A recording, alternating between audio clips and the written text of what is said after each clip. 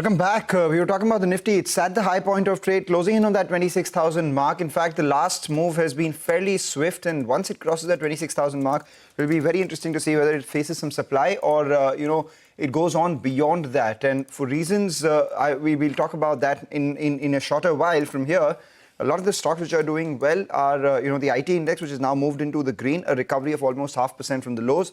And we have Eternal, which continues to gain, currently at the high point of trade. From the lows, that stock too has recovered about 3%. So Eternal is one of the stocks which is doing well. But let's talk about another one which reported its numbers on Friday. A consistently, boringly strong set of numbers coming in from Marico this time around. The total income growth of almost 31%. Profits also jumped by 10%, understandably, because there was a over 100% rise that we saw in raw material prices for the company. So there was margin expansion, margin compression.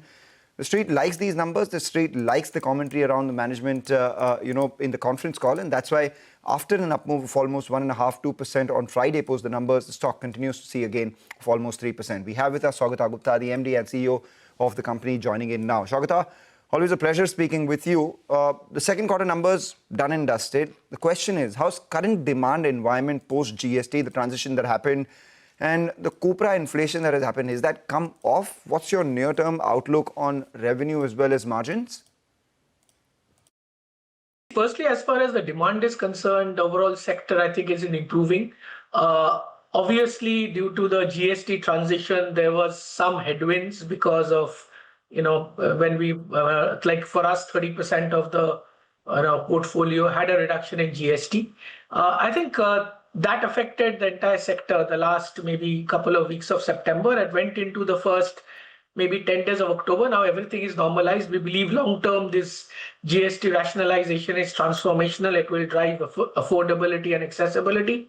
As far as we are concerned, I think I believe that we must be one of the very rare examples of any organization which had a 100% increase in the input cost, still managed to deliver EBITDA growth, and having a resilient volume in Parachute despite taking a 60% increase in prices. And I think this is something which I believe, this institutionalized resilience which we have in this organization ensures that we deliver a consistent performance and obviously deliver what we promise. I think going forward, the input costs have in terms where reduced, it's 15–16% of its peak. We believe it will be range bound, and then prices are expected to, go down by the time it's March. I think for us, most of the portfolio is firing, whether it's international, whether it's the diversified portfolio, and most critically, the value-added hair oils.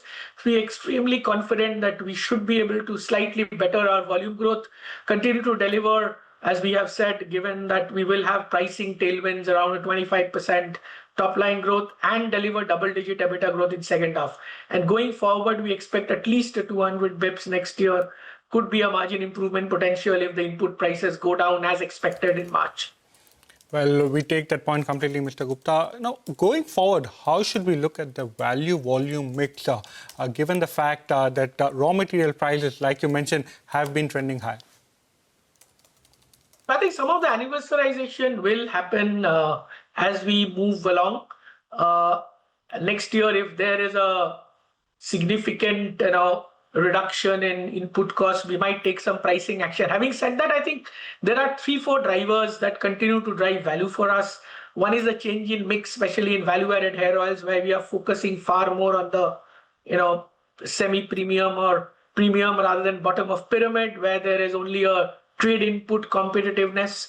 Secondly, our digital brands and food continues to grow. And an international business, we are fairly confident of at least a teen constant currency growth. So there are, I think there are multiple levers in play, and therefore there is no reason why value growth, obviously you won't get the inflation headwinds next year, but value growth will continue to be good next year. And I think the biggest thing I believe that we operate in emerging markets, what is very critical is continue to have high single-digit volume growth. I expect the volume growth to be at this level, if not we try to improve a bit, and ensure that we continue to gain market share. As you know, last quarter also around 95% of our portfolio continued to gain market share. Well, that's an interesting one. 95% of your portfolio gaining market share. You maintain the high single-digit volume growth guidance with a 25% revenue growth and 200 basis points margin improvement in the second half of this year as well. But amidst all of this, there is competition too. In fact, just a couple of days ago, we spoke with Bajaj Consumers' Naveen Pandey, and he did indicate that there is aggression that the company will likely show in the coconut oil space while maintaining their lead in the almond drops hair oil space as well. So how do you view competition and your growth prospects in light of that? I think we continue to, as I said, that in spite of that significant price hike, we have continued to, sustain or gain market share. And I think ultimately it is the entire growth in that category is from unbranded to branded. There would be multiple branded players who will be aiding in that conversion. Well, we take that point as well. What's the growth target now for the new age businesses? And what is the outlook as far as margins are concerned for the food business? I think firstly, as far as the premium personal care digital brands are concerned, we are committed to actually grow to 2.5x of FY24 ARR. As you know, it has crossed 1,000. It's around 1,100-ish, the ARR by FY27. But simultaneously, we are putting a big focus on improving the profitability so that we are double-digit EBITDA by that time. It's very heartening to know that Beardo is already at double-digit. We are now focusing on Plix because Plix is a large part of the digital business to move it into at least high single digits and therefore double digits over the next couple of years, and get into a quick break even over the next 12 months to 18 months for the other two brands, which is Just Herbs and True Elements. As far as food is concerned, again, it's crossed the 1,000 ARR. We expect to, as you know, we are already around 4-5x of what we were there in FY20. We want to double it by FY27. But the only thing in food is, and while in the last 1 year, 2 years, we have improved our gross margin by 1,000, we will continue to do that. The other change is only go for fewer bets. So our entire motto in foods, because there is as you know, for example, our oats business, now that it has got scale, it delivers nearly company level EBITDA. So therefore, in food, we'll go for fewer, bigger, better, and relevant rather than chasing too many things. That's a good thing. Investors would like that. If you chase fewer, bigger, and more impact bets rather than going everywhere just to complete your shelf range and impact your operational profitability out there. That's good. But, the international business, there is a fair amount of volatility in all the geographies that you operate out there. It is diversified, but, what's the near-term outlook here? Again, as I said, that one of the things I talked about is institutionalized resilience. And this is a factor even in our international business.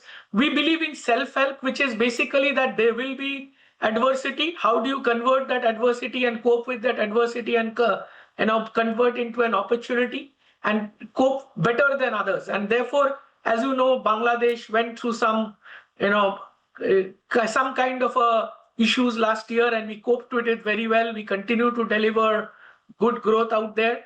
The Vietnam business is showing sign of a turnaround. We are doing very well in Middle East and North Africa, where I believe there is a huge pool available for good market share and growth. And South Africa, we believe that we are going to have a little bit of a turnaround in the second half. First half has been a little soft. The other interesting thing is, in a lot of our markets, there is growth of e-commerce, growth of digital, and this is something I believe we have superior capability and top quartile capability as far as digital and e-commerce is concerned. We are seeing that growth in Vietnam. We are seeing that growth in Middle East, especially in Saudi and UAE, and that we will use it to leverage for our competitive advantage. So I think, having said that, we are pretty confident of delivering at least a teen constant currency growth. Obviously, there could be certain currency fluctuations, but that's fine. That's a part of the game. But our countries broadly are relatively stable. You don't get 50% inflation and all that in our portfolio of countries. All right, teens revenue growth will continue in your constant currency in the international business, but value added, that turned around the last quarter. Will the double-digit growth continue here, and what new categories are you looking at? So I think the reason we had this turnaround is a significant repivoting. I think what was happening was we were facing what I call unreasonable level of competitiveness, which was essentially trade spends at the bottom of pyramid. and that road is to nowhere if you start competing with that. We decided that as a market leader, it is our job to grow the category. There is no point converting ATL to BTL. So we said that I'm okay to sacrifice volumes at the bottom of pyramid. It doesn't matter, but focus on the mid and the premium segment. Continue to invest in the category. Continue to invest behind brand building, equity building, and innovation. And of course, driving this category in the organized trade, which is primarily in e-commerce, quick commerce, and also modern trade. So all those pivots are working well.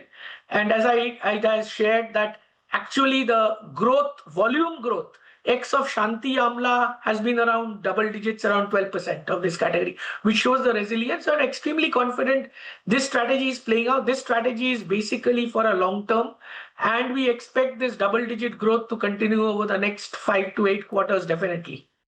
Well, very interesting comment there, Mr. Thank you so much for joining us, and we wish you all the best for a very strong S2. Street clearly likes what you're saying, stock high by over 3%. But we'll now slip into a short break. We'll get you on the markets and stock-specific action on the other side.